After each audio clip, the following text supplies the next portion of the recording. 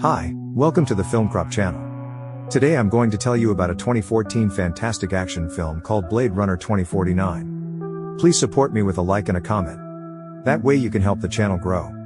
Spoilers ahead. Watch out and take care. The year 2049. In the same world as humans exist replicants, artificially created humans from the Tyrell Corporation. They are ideal for slave labor because of their power. But after a series of bloodshed, their production was banned and the company went bankrupt. But in 2020, the demise of the ecosystem led to the emergence of industrial magnate NIANDER WALLACE, whose engineering helped defeat the famine. He soon bought what was left of Tyrell and launched a new line of replicants. But many of their previous models, such as the Nexus 08, survived and were recaptured and sent to retirement.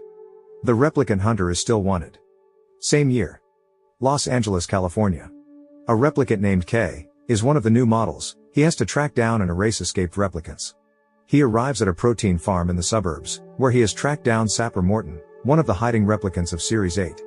K suggests that Morton surrender. He prefers the peaceful conduct of affairs. But Morton has no intention of giving up. He attacks K, but to no avail. Morton explains to him that K kills his own kind because he has not seen the miracle and lunges at him. He has to be killed. As he is about to leave, he notices a flower lying near a tree. After scanning the area, he discovers a chest buried in the ground. He sends a forensic team to excavate, and leaves himself.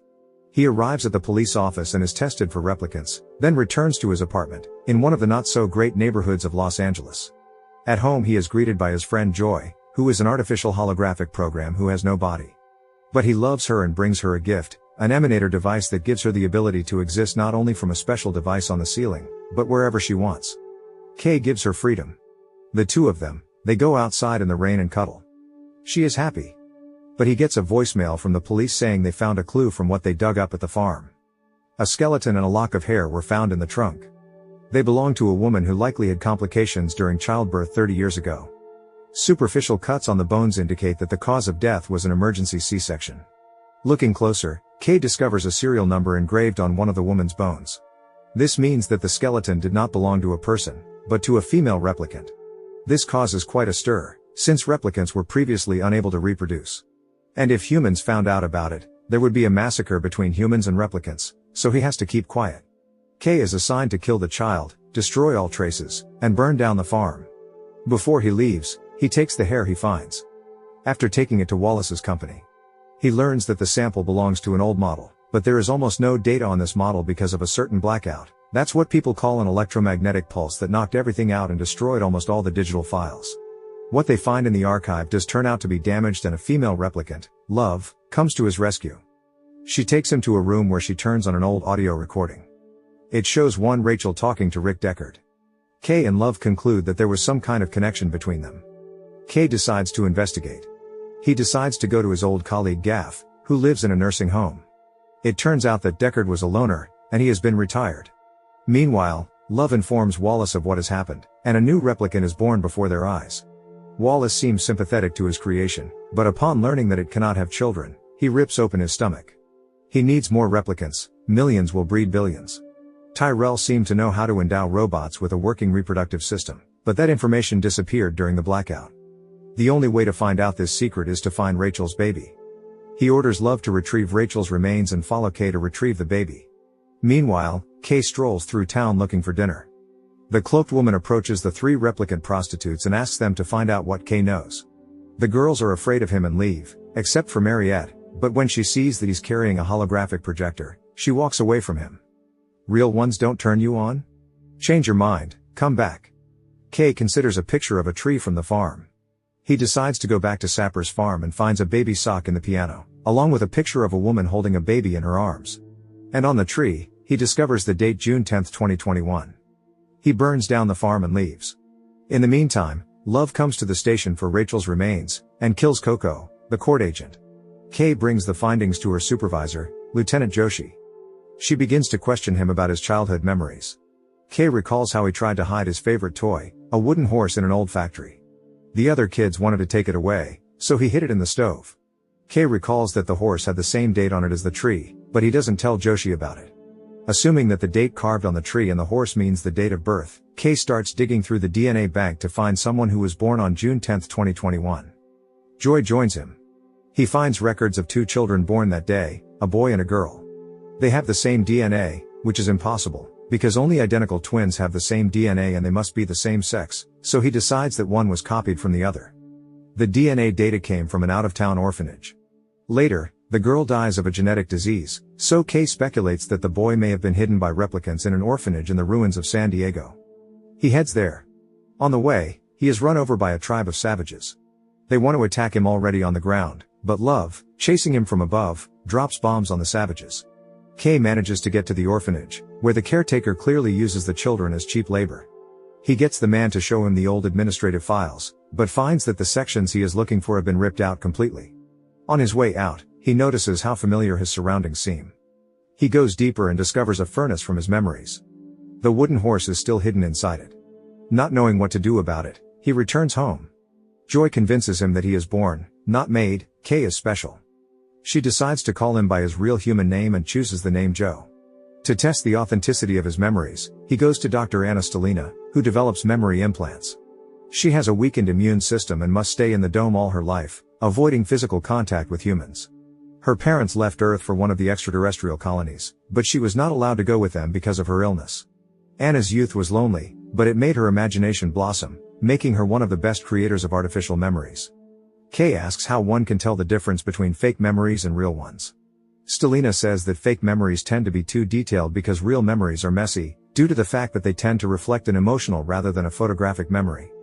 But a well-constructed memory always contains something personal from the creator. Kay asks her to look into his memory and share her thoughts.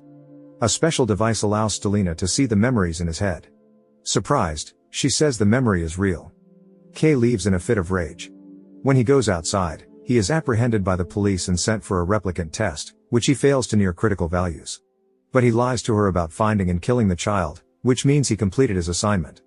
She gives him 2 days to come to his senses. When he returns home, he finds Mariette. Joy syncs up with Mariette's body and they make love to Kay. Joy wants to be real to him. The next morning, Kay seems to feel uncomfortable about the unexpected threesome. He is summoned to the station and leaves without saying goodbye, but not before Mariette has put a tracking device in his coat. Joy tells Mariette to leave, and Mariette scoffs at the fact that, having been in Joy's mind, she noticed that there was nothing much there. Kay tells Joy that people are coming for him. Joy insists on going with him so she can't reveal what she knows. Kay is against this because if he moves her into the mobile projector, it will put her at great risk. If the projector gets even the slightest damage, she will disappear. But, eventually, he agrees. She orders him to destroy the antenna in the projector so that it cannot be moved to another device, thus eliminating any possibility of tracking her. Love, who is monitoring the projector, is angry because she can no longer track it. Kay takes the wooden horse to specialist Doc Badger, who finds traces of radioactive tritium in the wood. There is only one area nearby that can explain where this wood and such high levels of radiation come from. Meanwhile, Love arrives at the station, asking Joshi to cooperate and tell her where Kay is. Joshi refuses, and Love begins to threaten her. She tortures Joshi to get information, but to no avail, so Love kills her and uses her computer to find Kay's whereabouts. Kay arrives at the abandoned ruins of Las Vegas and enters an abandoned hotel. Everything is guarded by landmines. Deckard lives here, and he has Kay at gunpoint. They fight until Deckard is convinced that Kay has only come for answers to questions. He says that Rachel was pregnant but has never seen the baby and does not know its whereabouts. Deckard was still being actively hunted, so out of love for her and the baby, he left a still pregnant Rachel in the care of people who could protect her. To love someone is to let go. He taught the other replicants how to fake birth records. After a while, Deckard notices that someone has entered the area. Convinced that Kay was being followed, they try to escape, but a missile destroys Kay's car. They both lose consciousness. Leaving him for dead, she kidnaps Deckard, kills Joy by breaking the projector, and takes Deckard to WALLACE. They leave Kay behind, thinking they have killed him. He is rescued by a group of replicants who are fighting for his freedom. Mariette enters as well. Their leader, Freysa, tells Kay that she was with Rachel during the birth, and she died right during it. About how the replicants tried their best to hide the baby, because they saw it as a living miracle. And they staged blackout too, to destroy a lot of files and hide that information from people. If people found out about it, the replicants would have all the rights as a full-fledged race. Kay talks about being Rachel's baby, but Freysa talks about it being a girl. But he doesn't understand where he gets these memories from then. It's all part of the puzzle. They come to the conclusion that Deckard's daughter is actually Stelina, because she alone could have implanted any memories in the others. The replicants ask him to go back and not let Wallace get any information about the reproductive system, even if they have to kill Deckard. Otherwise, Wallace will create a self-reproducing army of slaves. Deckard is brought to Wallace, showing him Rachel's remains. He says he doesn't know where his child is. He then hints to him that their meeting with Rachel was set up from the beginning. He tries to get the information out of Deckard, but he fails.